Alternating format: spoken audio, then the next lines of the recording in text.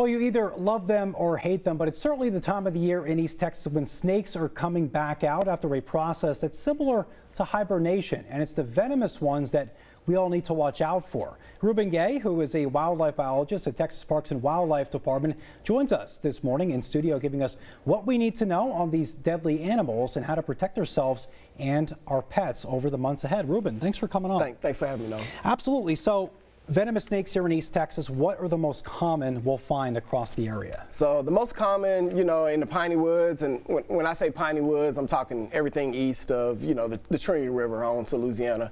It's going to be your copperheads, water moccasins, timber rattlesnakes, and pygmy rattlesnakes.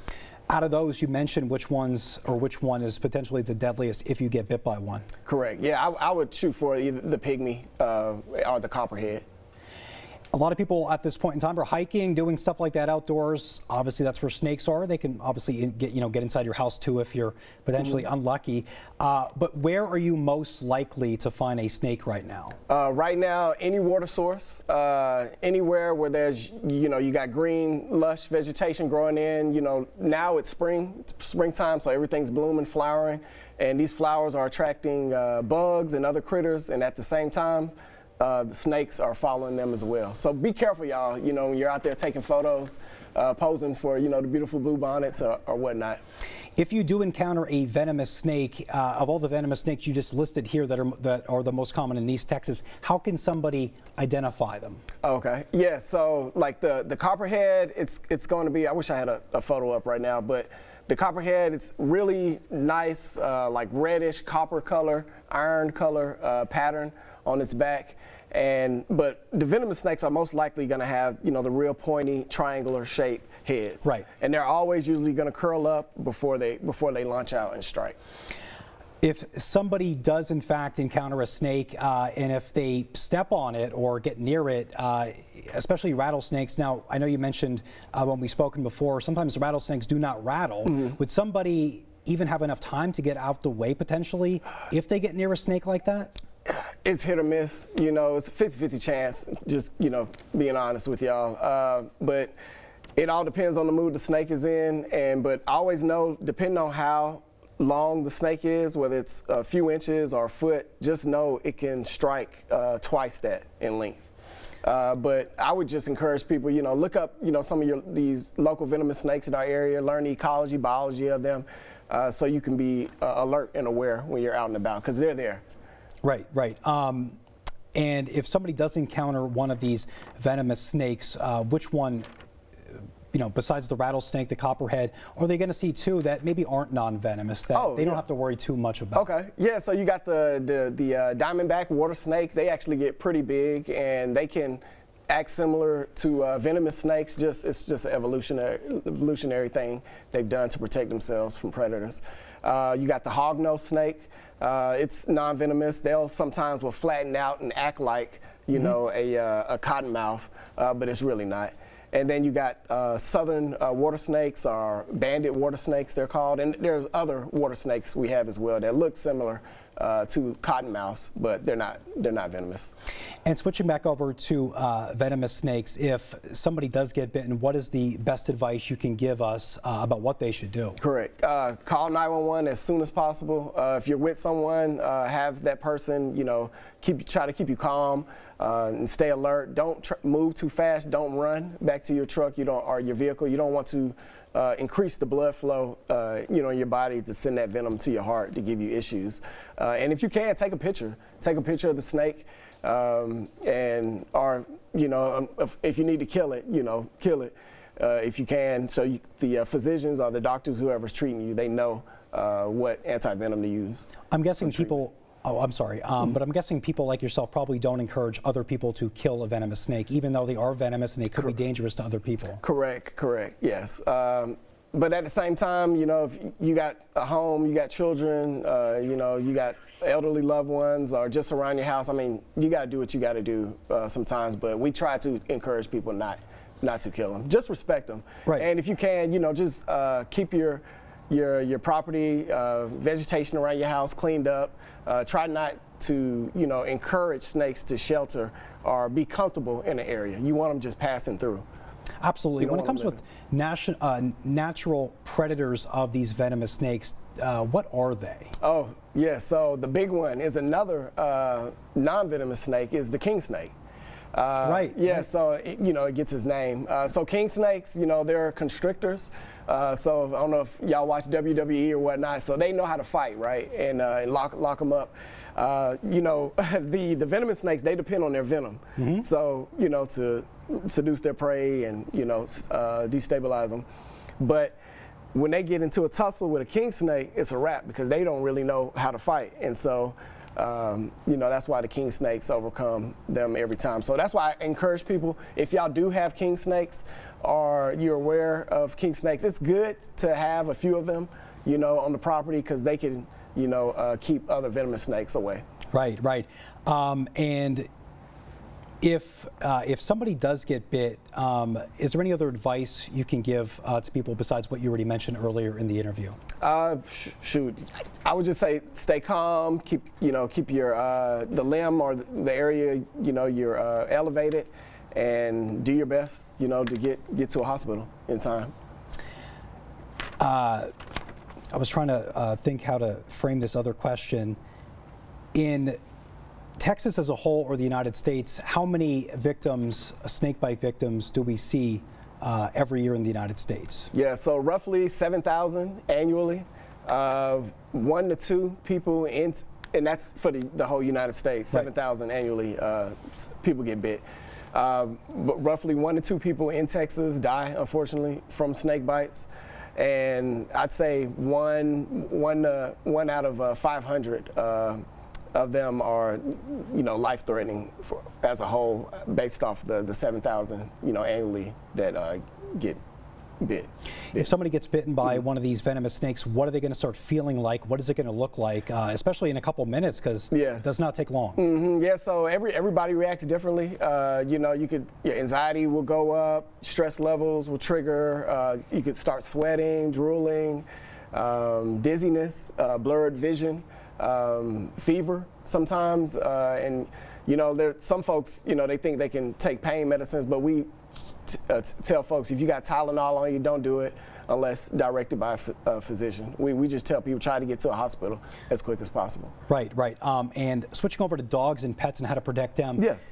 A lot of people walk their pets out there, and dogs, they're very curious animals, and other pets as well. How do dogs or other, particularly dogs, how do they usually react when seeing a snake? It probably depends on the type of dog, correct? Yes, yeah, it depends on the dog. Sometimes, if the snake is moving through, they'll bark. Some, will point or whatnot. But the best thing to prevent your dog from getting bitten, especially if you're at Tyler State Park or Faulkner Park on the south side of town, or just anywhere outdoors, keep them on a leash, right? Because you don't want them venturing off. Respect other people's space as well, but if you keep them on a leash, you have full control. If you do come across a snake, you can pull it back, right, from getting bit.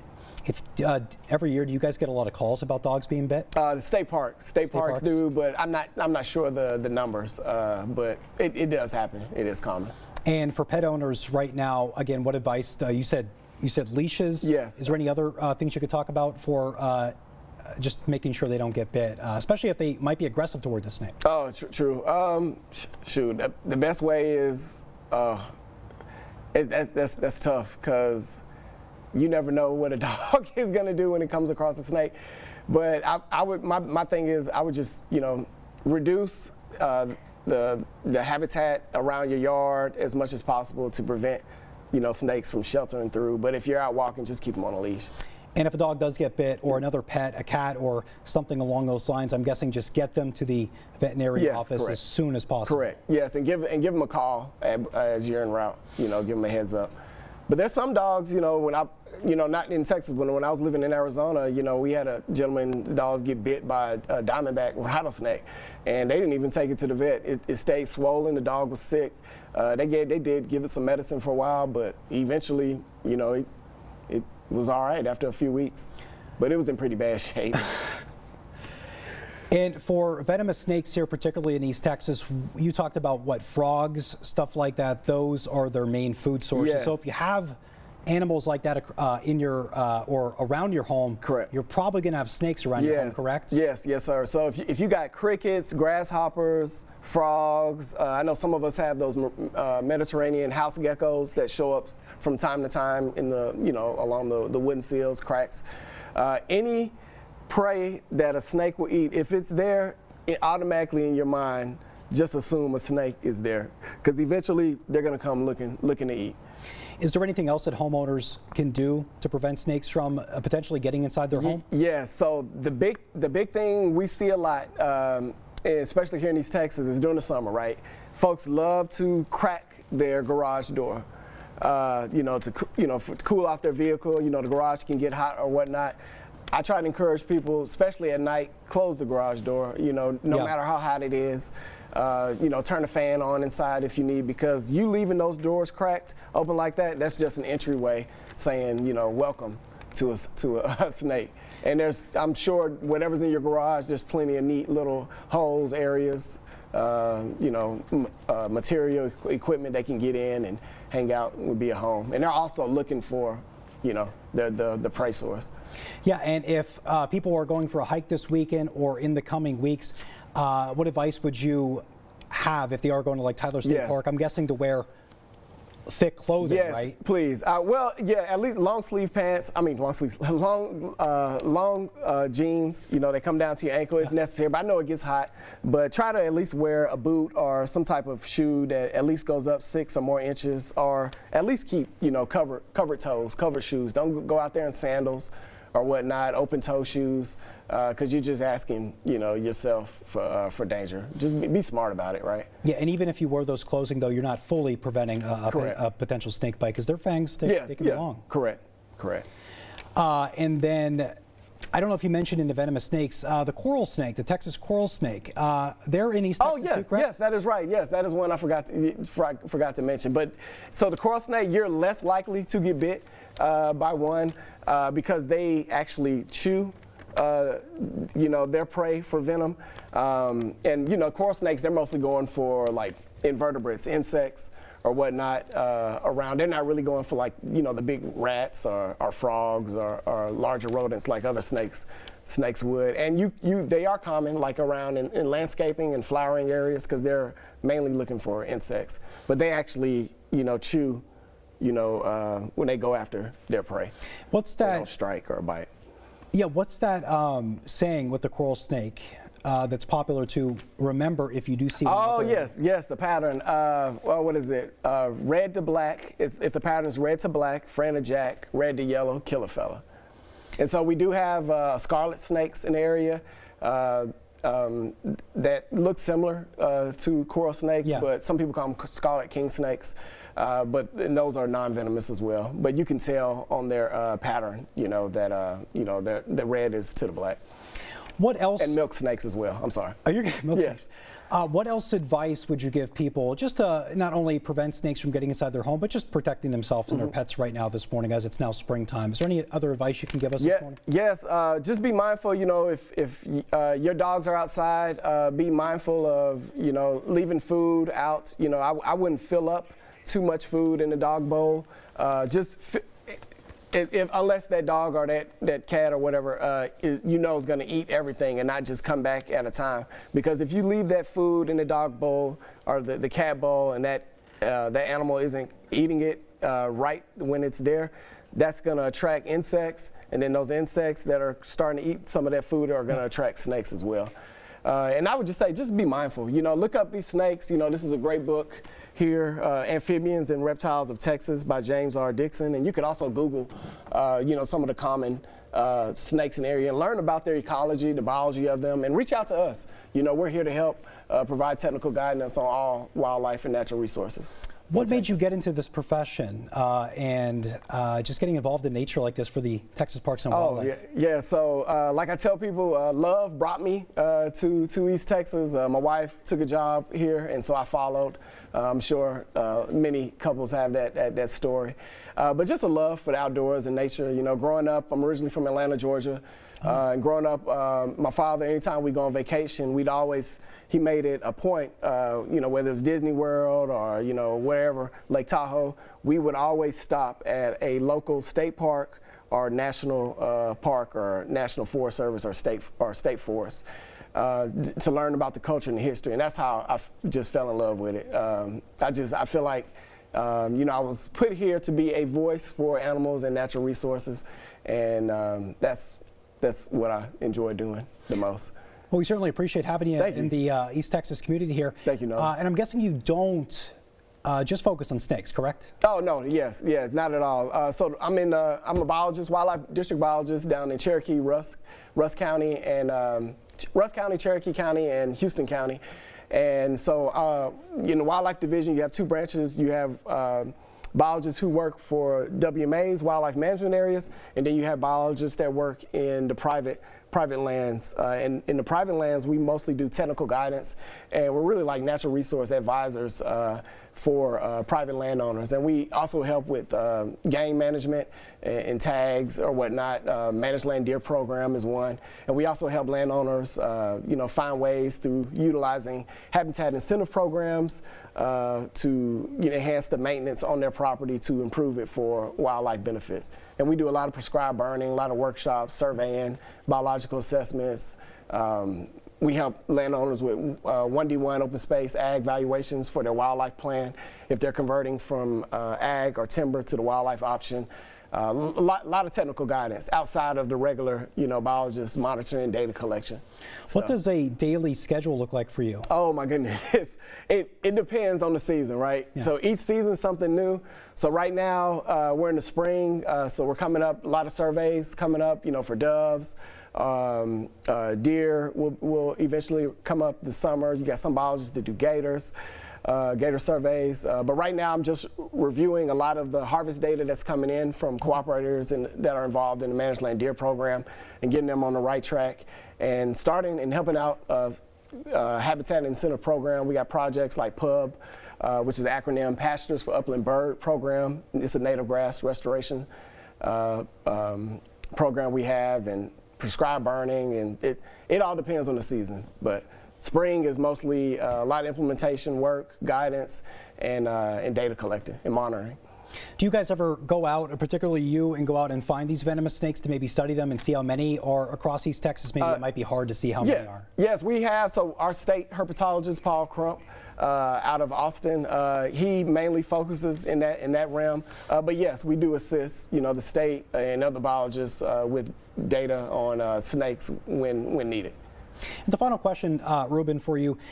A lot of people are afraid of snakes, of course, but I'm sure you can agree with this or talk a little bit about this. Like, snakes don't want to hurt anybody. No. They're just always trying to defend themselves, yes, correct? Exactly.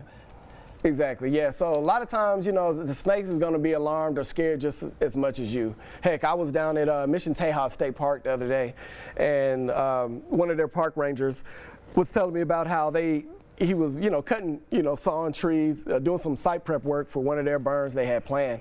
And during cutting, he had took a break and put the saw down. Next thing you know, a copperhead literally crawls over his arm, and he just stopped slowly and then just kept going. And oh my goodness. Yes, I know, right? So and it happens, like I was down by the Nature's River one time in Houston County, and I'm walking the trail, we're collecting data or whatnot, inspecting the property, and next thing you know, there's a huge well, I say huge, 3 foot or more is big for me for a water moccasin. It pops up, and so I just freeze, and it comes up, and it comes close to you, and they smell a lot through their tongue. Yeah. And it's like it was surprised to see me, and it kind of it was just curious, and then it just went back, okay, and it took off. Not aggressive at all. Not aggressive. So they're only usually aggressive if you are aggressive when you come across them. Finally, the benefits of snakes. Yes, rodent control, management. So that's why I tell people, I would encourage you to have a few snakes around, whether it's a rat snake or a king snake. King snakes preferably, because they keep the venomous snakes from coming around. I know a lot of people don't like rat snakes because they tend to go for bird eggs or whatnot, and they end up in their bluebird boxes, and I'm pulling them out. But snakes are good rodent control. You know, I know a lot of citizens spend a ton of money on pesticides or whatnot for keeping moles and voles and out of their yard and rats. And man, if you got you a good friendly snake that y'all are acquainted with and cool with, and know y'all's boundaries, it's good to, you know, keep one around, because they can get used to you, especially king snakes.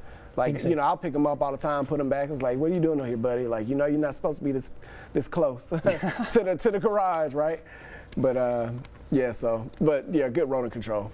All right, Ruben, thanks so much for coming on. We certainly appreciate it on this Friday. Thank you. Best of luck throughout the year. Appreciate it. Thank you, Noah. Looking forward to it.